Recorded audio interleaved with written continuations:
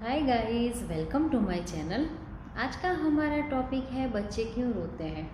यानी बच्चे जन्म से लेके 2 से 3 महीने तक कई सारे पेरेंट्स की प्रॉब्लम होती है, कंप्लेन होती है कि बच्चे रोते हैं और समझ नहीं आता कि क्यों रोते हैं, उसके रीज़न पता नहीं चलते। मैंने भी ये प्रॉब्लम फेस किया है। जब माहिर छोटा था तो जन्म से लेके ऑलमोस्ट 15 दिन तक रात को बेबी रोता था या फिर खेलता था। जब खेलता था या खेलते हैं बच्चे तो कोई प्रॉब्लम नहीं है, पर जब रोते हैं तब हम पैनिक हो जाते हैं कि क्यों रोते हैं। रीज़न पता नहीं चलता कि क्यों रो रहे हैं।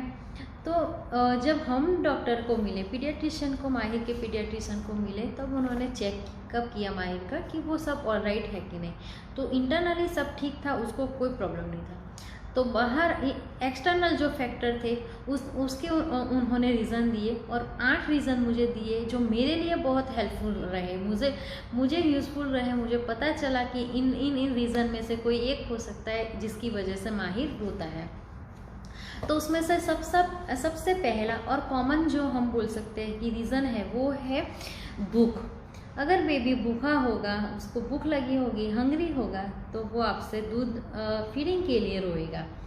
जब बच्चे छोटे होते हैं तो वो आराम से 20 घंटे सोते हैं और वो जब सोते हैं तो हमें पता नहीं चलता कि उनको फीडिंग करवाना चाहिए कि नहीं कराना चाहिए। तो उस टाइम पे आप ट्राई करो कि अगर बच्चे 2-3 घंटे से भूखा है तो बच्चे को फीडिंग कराओ। फीडिंग कराएंगे तो वो ऑटोमेटिक शांत हो जाएगा। और फीडिंग 10 से 15 मिनट फीडिंग कराओ बेबी को, ताकि उसका जो पेट है वो भरा रहे। क्योंकि फीडिंग अगर हमें पता नहीं है तो हम कितने टाइम कराते हैं, कैसे कराते हैं वो पता नहीं होता, कितने टाइम कराना चाहिए, ये सब जो कन्फ्यूज़न है तो वो क्लियर है कि उसको बेबी को 2 से 3 घंटे के बाद फीडिंग कराओ और मिनिमम 10 से 15 मिनट फीडिंग कराओ। ये डॉक्टर का सजेशन था माहिर के लिए, जो मेरे लिए वर्क किया है। तो आई होप कि आप भी उसको फॉलो करो, अगर आपके लिए भी वो यूज़फुल रहेगा। और फीडिंग कराने के बाद उसको बर्पिंग कराना मत भूलना। तो ये सबसे पहला और कॉमन फैक्टर है बेबी को भूख लगना। उसके बाद है, अगर बेबी के आसपास आप 3-4 घंटे से नहीं गए होंगे और उसको शायद आपकी ज़रूरत होगी तो वो आपको बुलाने के लिए रोएगा। तो उसको सबसे पहले अगर लगता है कि अब बेबी रो रहा है तो सबसे पहले उसको उठाओ, अपने ऐसे कंधे पे रख के उसको थोड़ा थपथपाओ या फिर उसको थोड़ा पैम्पर करो, उसके साथ खेलो, तो वो आराम से सो जाएगा। या फिर अगर उसको भूख लगी है तो उसका फीडिंग करा के फिर आप सुला सकते हो। तो ये है दूसरा कि उसको आपकी ज़रूरत है, आप उसको पैम्पर करो। तीसरा है कि बच्चे को कभी ठंड लग सकती है या गर्मी लगती है, तो वो आपकी बेबी की जो बॉडी टेम्परेचर होती है उसका तो उसके ऊपर से आप आइडेंटिफाई कर सकते हो, या फिर आपको आइडेंटिफाई करना चाहिए कि बेबी को गर्मी लग रही है, ठंड लग रही है। आप आपका बेबी का टेम्परेचर, घर का टेम्परेचर या आउटर टेम्परेचर से भी वो चेक कर सकते हो। अगर मैं माहिर की बात करूं तो माहिर जब छोटा था, मतलब जन्म से लेके अभी तक उसको गर्मी ज़्यादा लगती है, पसीना, ऐसे वो इतना छोटा था तब भी उसको पसीना हो जाता था। तो उस ऊपर से हमें आइडिया आ गया कि इसको कभी भी कंबल या उसका ब्लैंकेट जो है नहीं उसके ऊपर डालना है। तो हम लोग नहीं डालते थे, और फिर भी अगर ज़्यादा ठंड लग रही थी, क्योंकि जो दिसंबर जनवरी का इंडिया का और यहाँ दुबई का जो टेम्परेचर होता है वहाँ पे अच्छी सी ठंड लगती है, तो जब हम उसको ब्लैंकेट डालते थे उसके ऊपर तो वो पैर मार मार के निकाल देता था। तो हो सकता है कि आपके बेबी को गर्मी लग रही हो या ठंडी लग रही हो, उसकी वजह से रोता है। तो आप वो आपका बेबी का टेम्परेचर आइडेंटिफाई कीजिए। उसके बाद अगर बात करें तो बेबी के नैपी की, डायपर उसका गंदा तो नहीं है वो चेक कीजिए। आपने लास्ट कब चेंज किया था वो देख लीजिए। अगर बेबी ने सुसु पोटी किया है तो आप उसको चेंज कर लो, या अगर उसका डायपर भर गया है तो भी आप उसको चेंज कर दीजिए। अगर उसका अनइजीनेस, अनकंफर्टेबल उसकी वजह से होगा, उसको गीला लग रहा होगा, तो वो रोएगा, और वो अगर आप चेंज करेंगे तो उसके बाद वो ऑटोमेटिक शांत हो जाएगा। 5वां रीज़न है गैस का। अगर आप मुझे पहले ऐसा लगता था इतने छोटे बेबी को भी गैस होता है क्या, तो यस, उसको भी गैस होता है। और स्पेशली जब वो आपका फीडिंग लेता है और आप ऐसा कुछ फूड खाते हो जिसकी वजह से आपके बॉडी में गैस होता है, तो आपके फीडिंग थ्रू भी बेबी को गैस हो सकता है। तो अगर बच्चे को गैस का प्रॉब्लम है कि नहीं है वो चेक कर लीजिए। अगर आपको लगता है कि गैस का प्रॉब्लम है तो उस टाइम पे बेबी के पेट पे थोड़ा सा हल्का सा आप हाथ ऐसे घुमाइए, या फिर हल्के हाथ से ऐसे मालिश कर सकते हो, या फिर होम रेमेडीज कर सकते हो।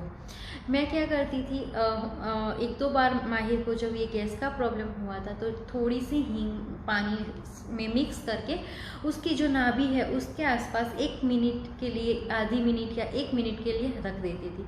ज़्यादा मत रखना क्योंकि वो थोड़ा गर्म प्रकृति का होता है, तो उसकी वजह से बेबी को रैशेस या फिर उसकी स्किन लाल रंग की हो जाती है। तो वो उसको अवॉइड करने के लिए आधी मिनट या मैक्सिमम 1 मिनट के लिए आप रख सकते हो, जिससे उसको गैस में रिलीफ हो सकता है। या फिर आप ग्राइप वाटर दे सकते हो अगर आप बच्चे को दे रहे हो। तो मैंने कभी माहिर को ग्राइप वाटर नहीं दिया है, पर मेरी मम्मी कहते हैं कि ग्राइप वाटर से गैस का अगर कोई प्रॉब्लम है तो वो चला जाता है। तो आप ये वो भी नुस्खा ट्राई कर सकते हो, या फिर आपकी जो भी आप अपने फैमिली मेम्बर जो होम रेमेडीज़ आपको सजेस्ट करते हैं वो कर सकते हो। तो इस तरीके से भी अगर गैस का प्रॉब्लम होगा और वो चला जाएगा तो बेबी रोएगा नहीं। उसके बाद छठा रीज़न है कि जहाँ आपने बेबी को सुलाया है वहाँ उसको पसंद नहीं है वो जगह। यस, अगर वो आप जगह उसकी चेंज कर दीजिए, उसको अपने शोल्डर पे लेके थोड़ी देर घुमाइए या फिर उसको जगह चेंज करके सुला दीजिए, तो भी हो सकता है कि वो आराम से सो जाए, फिर नहीं रोएगा। तो उसकी जगह चेंज कीजिए, वो भी बहुत अफेक्ट करता है, उसकी वजह से भी बच्चे कभी कभी रोते हैं। तो ये जो 6 रीज़न है, स्टेप बाय स्टेप आप उसको फॉलो कर सकते हो। अगर बच्चा कहीं पर शांत हो जाता है, दैट मीन्स के उसको वो चीज़ से प्रॉब्लम था। ना 7वां और 8वां पॉइंट। 7वां पॉइंट फीवर है।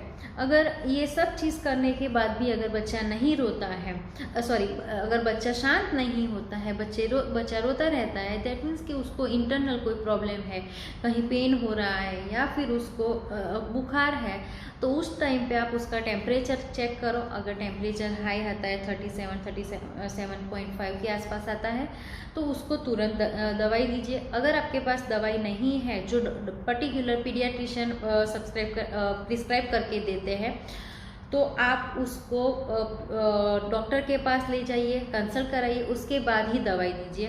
बेबी को कोई भी दवाई बिना प्रिस्क्रिप्शन वाली नहीं देनी है, प्रिस्क्राइब करके उसको दवाई दिलाइए, उसके बाद उसको आराम हो जाएगा। और लास्ट 8वां जो है नाइट टेरर।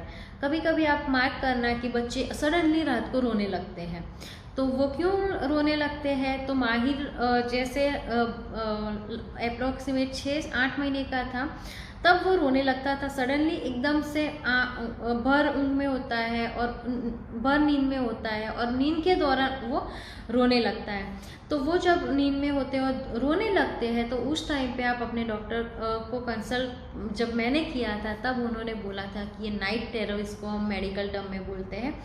और उस टाइम पे आप थोड़ी देर उसको अपने पास रखिए या शोल्डर पे ऐसे थपथपाइए और उसके बाद ऑटोमेटिक वो सो जाएगा। वो स्पैन ऑफ पीरियड होता है जब 5 मिनट 10 मिनट में रोक के फिर वो सो जाते हैं, तो वो नाइट टेरर होता है।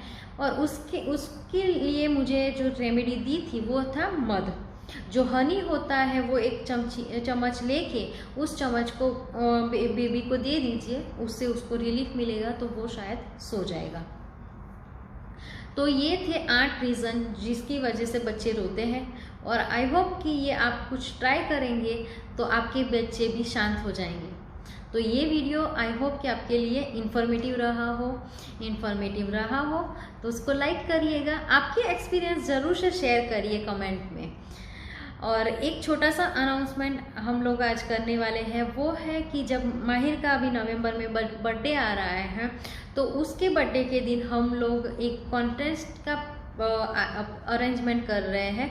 तो जो मेरे रेगुलर्स व्यूअर्स हैं वो मुझे अपने जो स्क्रीनशॉट है और अपने कमेंट है वो मुझे कमेंट बॉक्स में आपका एक्सपीरियंस शेयर करें, और आपका जो स्क्रीन शॉट है वो मुझे मेरे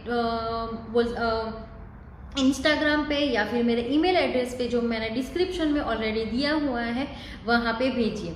आपको प्रायोरिटी मिलेगी और मैं चाहती हूँ कि आपको प्रायोरिटी मिले और आपको कुछ सरप्राइज़ हम लोग दे सके। तो ये था आज का हमारा वीडियो, बच्चे क्यों रोते हैं और उसके रीज़न क्या है। Thank you so much watching me. See you next time. Till then stay happy, stay healthy.